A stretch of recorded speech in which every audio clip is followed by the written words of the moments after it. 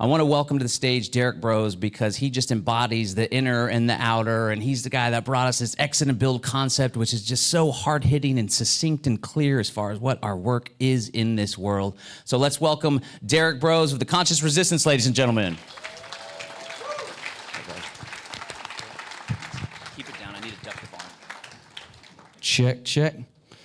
How's everybody feeling? Hey, let's make some noise for John, Becca, their whole team, all the volunteers, everybody. I definitely understand what it takes to put on something like this, and they always do an amazing job. Hey, love seeing friends everywhere. So I'm with you for the next 30 minutes, and who enjoyed that meditation? You guys soaking that up? Cool. Like John said, it's always interesting to me because when I've been doing this work now for going on 15 years, and the first public speech I ever gave was in 2013 in New York City at an event called Anarchy in the NYC, and I was giving a talk about the intersection of freedom, anarchism, and Buddhism. And about 3 people there got it, and the rest looked at me like I was crazy. And what's cool, though, is to see now there are so many more people who understand this sort of holistic need, right? Like John said, some people, maybe you're just here for the homesteading, the tips on buying land, and that's obviously important, and there's gonna be plenty of that coming up. But also, I do truly believe that there's more pieces to the puzzle than just how we grow our food and just how we protect ourselves and all those important things. Each of these pieces matter. And so the talk I'm giving today is called Countering Agenda 2030 by Living a Holistic Exit and Build Lifestyle. And so we're going to explain all of those terms in just a moment. But I'd like to sort of do my talk backwards. If you've heard me speak before, I usually end with my positive affirmation. And if it's okay with you guys, I'd like to start with that this time. Is that cool? Yeah? So I know it's early. Yeah, let's make some noise. Make some noise. You're awake. I had 3 hours of sleep, but I think I'm going to do all right. We'll see how this goes.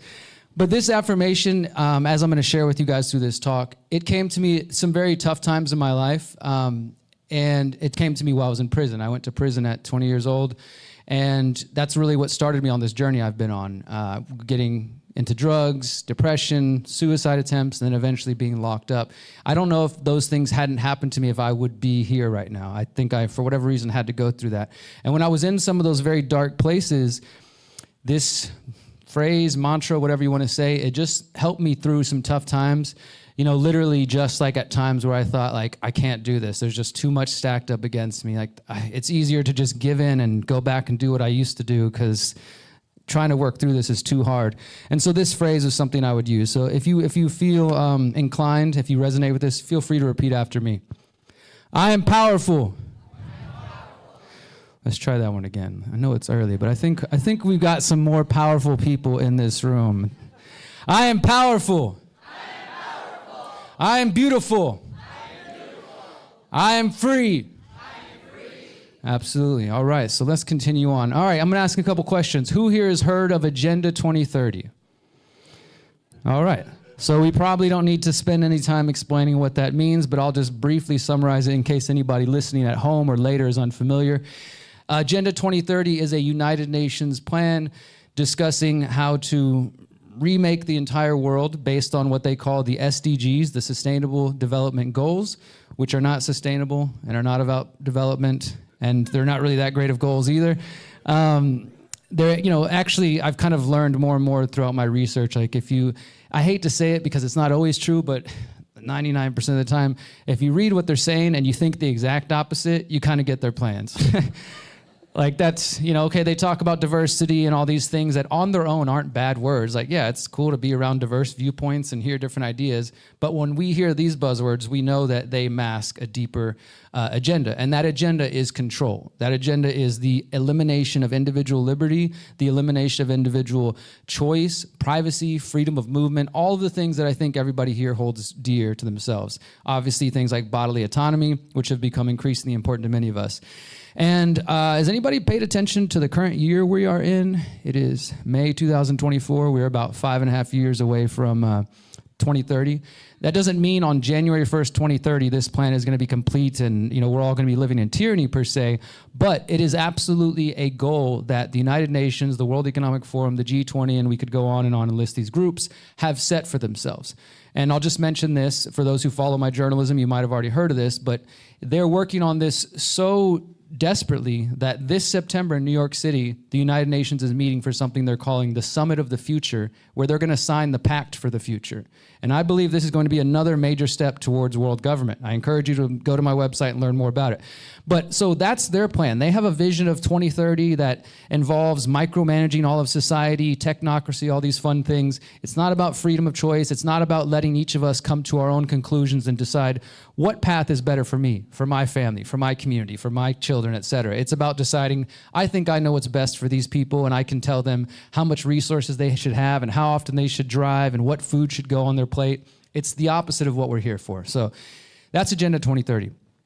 Now, you've heard exit and build a couple times already. Obviously, this whole summit is called Exit and Build. As John and Becca mentioned, this is an idea that I wrote about in my book that came out originally in 2020. It's called How to Opt Out of the Technocratic State. If you haven't picked it up, I have copies back there in the back table. You can also download it for free at theconsciousresistance.com/how-to. theconsciousresistance.com/how-to. I wrote it in 2019, published it January 31st, 2020, and then a couple of weeks later, COVID happened. And a lot of the things I was warning about happened much sooner than I anticipated. So I updated the book 2 years ago, and we now have a post-COVID edition, which has 5 new chapters based on all the interesting things we learned. I believe we learned some of the tools that the predator class will use. Lockdowns, peer pressure, societal pressure, firing people from their jobs. They're trying to, use all these subtle ways. In the past, people have been used to the gun to the head. This is what fascism used to look like. Do what I say or you're on the wall and you're dead. Now they have technology and they have more subtle ways to sort of push us, right? They can use social media to pressure you and make you feel crazy, make you feel isolated, have your friends and family turn on you. We learned a lot the past few years, and I think that we would be we would be making a huge mistake if we did not take these lessons and incorporate them into our actions. And so that's what my book, How to Opt Out of the Technocratic State's about. And in that book, I talked about this idea of exiting from slavery systems, which I would consider systems that do not serve or represent our values, right? All the things we all know that we're trying to get away from. Those things don't represent our values. They don't represent what we stand for. So we exit from those and we build new systems. And that means economic systems, education systems for the children, currencies, technological systems. I see my brother Hakeem Anwar just walked in with the above phone, things like that, right? We're thinking of creating and building new systems that can be alternatives and parallel the mainstream. Because in this philosophy, we don't believe that voting is the answer. I know there's an election coming up and plenty of you might end up at that ballot box and doing your best and hoping pressing that button is going to lead to change, but I promise you it's not. And we don't believe in violence. We don't believe that, initiating force. I do believe in self-defense, of course, but I don't think it's right for me to use violence against you or you or you or you to say, live the way I think you should, right? I think we would all agree that. And equally, I don't think it's right to say, okay, I'm not going to use violence against you, but I'll go vote for somebody and they'll force you to do it. That's still violence. It just hides it a little bit better, right? So we don't believe in voting. I'll speak for myself. I don't believe in voting. I don't believe in violence. And I also don't think the answer is apathy, right? This term black pill, does anybody heard this on the internet? Black pill just basically means somebody who has accepted defeat. Let's say the simplest thing. Any solution you can come up with this person, like for example, we're talking about getting land. Somebody's going to say, have you ever heard of Waco? You think they're going to let you grow your own food? You really think they're just going to let you exit and go do your own thing? And I guess their solution is do nothing and complain on the internet. I don't know, but so we don't accept apathy, we don't accept violence, and we don't accept voting. And so then what other option are there? Maybe, if you throw those off the table, what do you have left? And I believe the answer is exit and build. Exiting from systems, and instead of saying, let's spend the rest of our lives and our children's lives and our grandchildren's lives trying to inch by inch push tyranny back and hopefully make some strides, or go storm the Capitol or do this thing or whatever. Let's just build something better. Let's just focus our energy on building the new systems that will leave a better legacy for our children. Because I don't know about you guys. I mean, I've seen there's a little beautiful baby right there. I've seen some other babies. That's what it's all about, right? That's who this is all for. I mean, we have a range of ages in here. We're all going to be gone soon, though. These young ones, my 6 nieces and nephews, the next generation, that's what we're fighting for. At least that's what I'm fighting for. I don't know about you guys, but it's really about them. So we have to think about what strategies are actually going to lead to something better. And I think that our plenty of people have tried fixing things with voting, and plenty of people have thought, well, we'll just take over violently and then we'll be the good guys. And then soon enough, John put this in my head years ago, you look at the word revolution, the key word revolving, going in circles, right? We want to evolve. We don't want to keep revolving and keep going to that revolving door. So exit and build is about building new systems. And then I'll define the word holistic, because this term, it does get thrown around quite a bit, but it actually has a meaning. Words do have meanings, even though you can go to the grocery store and you can find holistic dog food, and you can read about holistic sex and holistic whatever you want. There's holistic everything if you look for it. But it does have a meaning. Holistic literally means dealing in whole systems. So rather than say, you're looking at a piece of land and just focusing on one element, like the water or the crops, you look at it holistically. You study all the different pieces and try to see how does it relate to each other, how do we relate to it, and it changes the way you understand systems. It changes the way you view the world. And so I very much view the world from a holistic perspective, and that's what we're going to talk about. As I said, you're going to hear from all the other people who are going to get deep into permaculture and their tips for growing food and buying land. I want to make sure that we're starting out with this holistic sort of foundation, right? To recognize that it is about those things, but just like Miriam shared the meditation, and as John mentioned, I do believe that if we don't do the inner work, whatever that looks like for you, meditation, prayer, you name it. It's your choice. It's your path. But if we don't do those things that bring us to a closer inner knowing of ourselves, and not only ourselves, but our pain, our trauma, our doubts, our fears, and our insecurities, because I've met a lot of different people who are famous on the internet, and I guarantee you every single one of us has doubts, fears, and insecurities. They all look different. Some things that affect one person are, you see somebody that you think is totally amazing, and you see like their insecurities one day, you're like, wow, I can't believe you let that bother you. You're so amazing in all these other ways, right? But then maybe something that impacts you doesn't affect them, right? So we're all dealing with things in different ways. And my goal is to encourage people, as we're building new systems, we have to not only exit and build from the slavery systems, we have to exit and build from unhealthy mindsets, from limiting beliefs, from those doubts, fears, and insecurities. I'm not saying we can necessarily be perfectly enlightened people, but why not make that a goal? Why not try? Why not strive in that direction, right? And see how much better we can be and how we can leave behind something better. I come from a family of drug addicts and alcoholics, and 3 generations of Broze men in prison, and suicide, and a lot of trauma. And then my native ancestry, there's plenty of trauma in that bloodline as well. And I came into the world, I think, to help heal that. And it's been a beautiful journey. I had to go through some darkness to get there. And that is where I came up with this concept. Not only the phrase that I shared with you guys earlier, but I wrote a book called The Holistic Self-Assessment, which is also available to download for free on my website, theconsciousresistance.com/books. The Holistic Self-Assessment. And I'm going to share a little bit of this with you guys today. This is really a process that each of us as individuals can use or adapt to other tools you have to try to get to know yourself better, to try to get to, again, understand your motivations. And I understand we're here in a very beautiful, diverse room, and right now some of the things that I'm saying, some people are like, what is this hippie guy telling me to do? Talk to myself, think about myself. I got too much shit to do. I got cattle to work on. I got crops to plant. I don't got time to think about these things. But I encourage you to just sit, don't leave the room yet, and challenge yourself, right? Does anybody enjoy challenging themselves, putting themselves in uncomfortable situations? That's how you grow, right? If we all stayed in our comfort zone, we would never grow. So I encourage you, if it feels a little weird to even think about that idea, and I'll say this specifically, especially us as men, because us as men, we're taught that there's something wrong, or there's something weird, or it's just not what we should do. That's not a masculine thing to talk about your feelings or to think about your traumas and your pain. It's easier to say, fuck that. I'm just gonna, stand strong and bury that deeper and deeper and deeper, and then, I'll die never thinking about it. That's one path. That's one path. You can choose that. But my brothers, I tell you what, when we go in and do that deep work, something beautiful happens. And especially if you're a single man, the more you do that work, the more attractive you are to women. Let me tell you that, all right? Just put that out there. So, just keeping it real. The ladies want a healed man. They don't want a guy full of trauma, acting like he's still in grade school. All right. It's that inner child work, though, seriously, though, because if you think about the inner child, this is what I've come to recognize, at least. The inner child is, in the best ways, it's your joy, right? Like, to me, if you see me howling, if you see me smiling, that's like this little 7-year-old kid that is still hurt in some ways, but he's like feeling the joy. I'm just like, yes, oh my God, life is amazing. But then if you see me like pouting or doing these other behaviors that personally I recognize, like, that's how I used to handle things when I was a kid. I would just shut down, I would do this. And even as an adult, when I catch myself, I'm like, that's that inner child. He's popping out, not necessarily in a positive way. So how do I address that? Let me look at that. What just happened? Why do I feel triggered? Why do I feel like I need to go in the corner and, do what I used to do as a little kid? Let me examine that. Let me go deeper.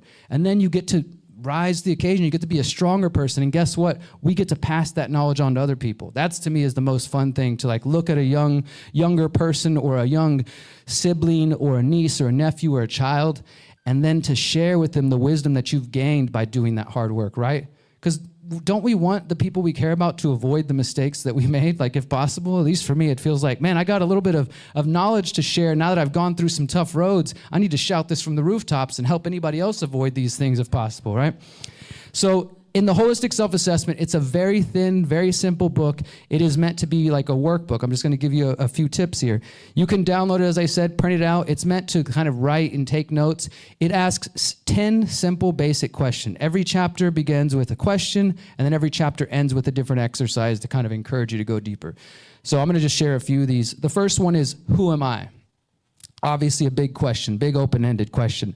And you could probably spend the rest of your life developing this, right? Because we're constantly evolving people, we grow in different ways, or at least I think it's a fun thing to keep growing instead of staying static and staying in your set in your ways. Just continuing to evolve, but really stopping and thinking, like, who am I? Not, oh, I'm Derrick Broze, I'm a journalist. Okay, no, that's a profession you hold. That's a title next to you. Oh, well, I'm a Native American. Okay, well, that's like an identity. That's a label. No, who are you? Who is the person underneath all that? Whenever you get away from everybody and you're alone, who is that person, right? And getting deep with that person. And one of the things I talk about in the book is this idea that, I'm not the first person to talk about this, is a psychological concept. The idea that there's a stage and there's a person that we present to the world on stage, but there's also a backstage back there, right? And that's who we are when we're alone.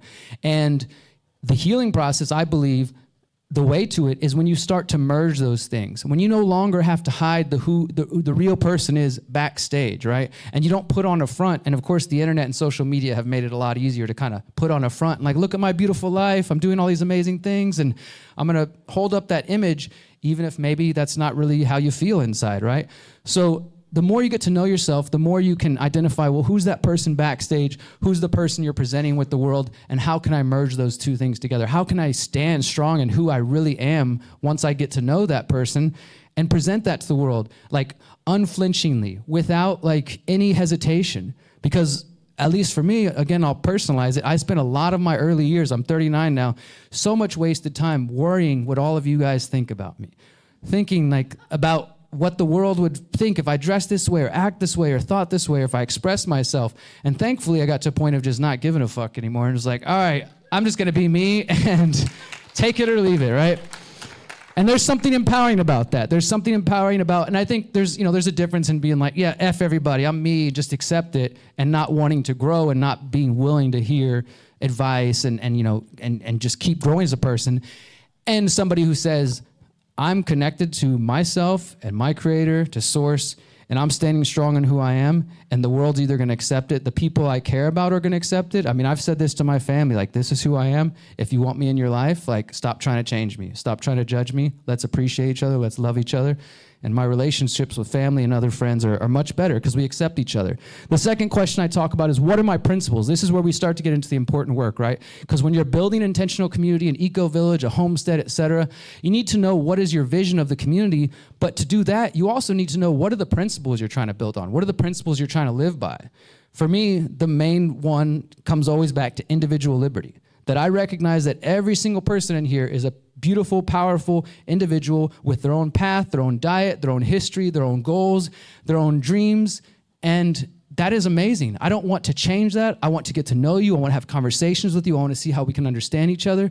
But the more you know yourself, again, starting with that, getting to know yourself, then you start to think, what are the principles? What are my guiding what are my guidelines that I live by? For me, I always respect each of you as an individual person. That means I will not use force, fraud, violence, coercion, government, etc. to try to make you live the way that I think. Even if I disagree with you, you can live how you want, date who you want, eat how you want, etc. And even if I have differences, I hope we can have a healthy conversation and dialogue and learn from each other, as opposed to me saying, you're wrong, you're doing this, let me, force you to live my way.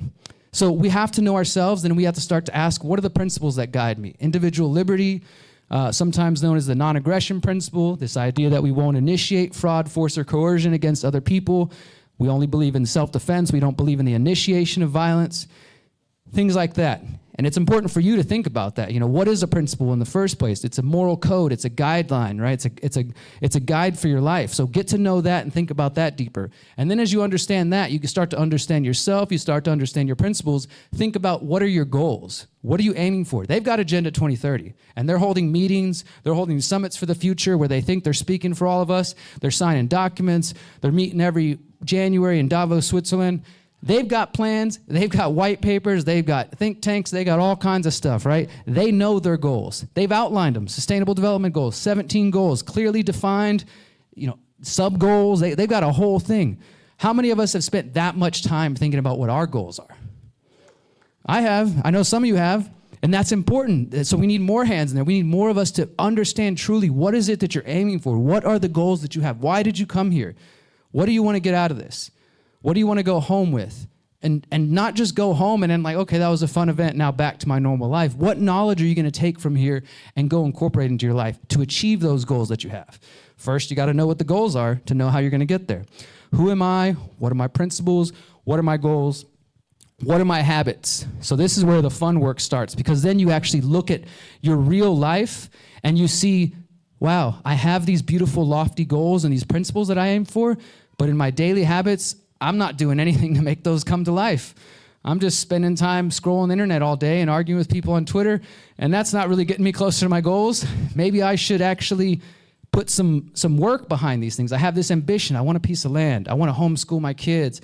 I want to, reach 1 million people. I want to raise a beautiful child in a way that is going to leave behind, again, a better legacy. And whatever they are, you have to know those goals, but you have to look at your habits to see if you're actually achieving them. And by examining these habits, you can start to see, okay, well, I have a goal of losing 10 pounds by the summer so I can feel good at the beach. But every day I wake up, at 12 p.m., and I start by chugging a beer and eating pizza, and I haven't been to the gym in 6 months, but I'm sure I'll get there somehow. Not quite sure yet. You see, there's a disconnect between goals, principles, and habits. Once you start getting into your life, you examine your habits, and then you can start asking, how can I think holistically about these goals? So what do I mean by that? My goal, one of the goals I set last year, or in the last couple of years, back in 2020, was to get land. And I'm happy to say, for those who were here last year, Miriam and I were talking about, we had just got our property last year, and we have that property, and our community is still building. I've got a little bit of updates I'll share, but that was a goal I set way back in 2016. Originally in Texas, and ended up being in Mexico. We're still, got community out here. But that started from just a seed of an idea in my head, and then I wrote it down in a book, and I started talking, meeting people, coming to events like this, networking, learning more and more, taking a permaculture course. I put action behind the goal. It wasn't just an abstract goal like, okay, I'd like to get land one day, and then I'm just going to follow pages on Facebook and Instagram and hope that gets me there. No, you got to actually do something. You got to actually put some weight behind it. So you have to think holistically about the goals, looking at your principles, looking at your values, looking at the goals, and then examining your own habits. The next one I'll mention is your relationships. Asking yourself, are your relationships in line with your principles and goals? Sometimes we realize the people I'm surrounding myself with are not conducive to the goals I have. The people I'm hanging out with, or that I love and care about maybe even, are on a totally different plane, and I'm not going to judge them. I'm not going to attack them. I'm going to let them be where they are. But if I have these goals and I really set this as where I want to go, I might need to find some new friends. I might need to come to the Exit and Build Land Summit and make sure I got new people to work with, right? So you start thinking about that, relationships, principles, goals, and looking at that. I'm short on time here, so I will encourage you guys to check out the book. It's called The Holistic Self-Assessment, theconsciousresistance.com/books. My main message here today, guys, is that we do need to, I believe, we ought to question our limiting beliefs, our unhealthy mindsets, and do that inner work. I'm not going to tell you what that inner work looks like. I have lots of ideas. They're in my books and stuff. Come see us at that back table in the room there if you want to. We'll be hanging out the whole weekend. But ultimately, it's up to you to decide what that looks like. Nobody else can tell you what's going on in here and what's going on here but you. We all understand the importance of localization. The most local you can go is right here. Is start right here, in your own heart, in your own mind, talking with other people, helping them. And again, I'm going to emphasize this to the men in the room. Being there for each other, being that support system, letting our brothers and sisters know that it's okay if we've got struggles and things going on. That doesn't mean we're not going to do all the physical, manly work and, still have that masculinity. In fact, I think there's a confusion that being masculine means you don't talk about your feelings. We need to rethink that too. We need to remake that whole idea that only women being feminine means talking about feelings. Why can't a masculine identity, a masculine trait be expressing yourself? For me, it is, and I encourage more of you to pursue that, whether you're male or female or whatever you are, just pursuing your feelings, your emotions, and getting deeper into that. Because yes, we do need to build communities. We need to grow food. We need to store seeds. We need to store food. Get you some guns if you feel secure that way, whatever tactics you think, but don't forget about the inner self. This is ultimately a spiritual battle. I 100% believe that, and I also 100% know that each of us are here on this planet for a reason, for a purpose. I mean, this is the most beautiful time to be alive, because instead of watching tyranny rise and passing it on to the next generation, we get to say we are here to direct the course of history of humanity. We get to play a direct role, my friends. So I got 2 minutes. I'm going to do two things. Conscious Agora update. Come talk to me if you guys want to know more. Basically, there hasn't been any major things to report, just some sort of behind the scenes. We're developing our master plan of our land. We're working with Lydia and Arturo Ponce de Leon. Some of you may have seen them. They do geophilia. They focus on sacred geometry, architecture, not just the style of the buildings, but thinking about EMF exposure, thinking about all sorts of these other factors that I think many of us need to consider. Not just, do I have a nice house, but the sort of more esoteric, spiritual, and the EMF exposure element. So we're working with them, geophilia.org. And we will have more to report. And if everything goes well, Miriam and I are hoping to build our Cobb Adobe house by the end of this year on the property. And we're going to be opening up the community to more members in the coming year or so. So really excited about that.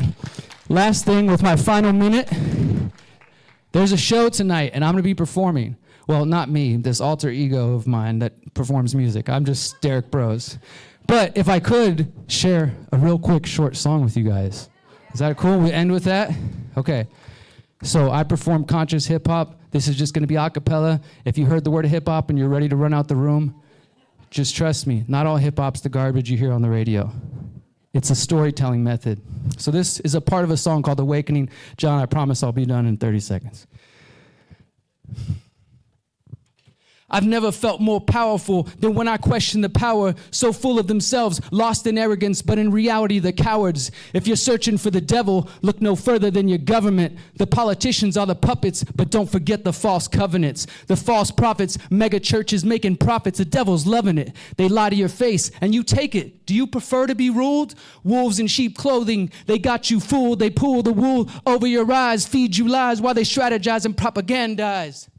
Come on, my brothers and sisters, this is our moment to rise. They never saw us coming, but we are the antidote to their lies. We strive for truth and liberty. We strive to be better. Humanity's made mistakes. We're not perfect, but this ain't forever.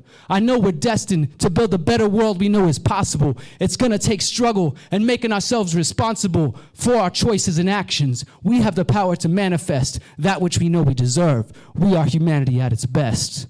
Thank you, guys. Thank you guys so much. My website's theconsciousresistance.com. Come see me at the table, guys. Much love.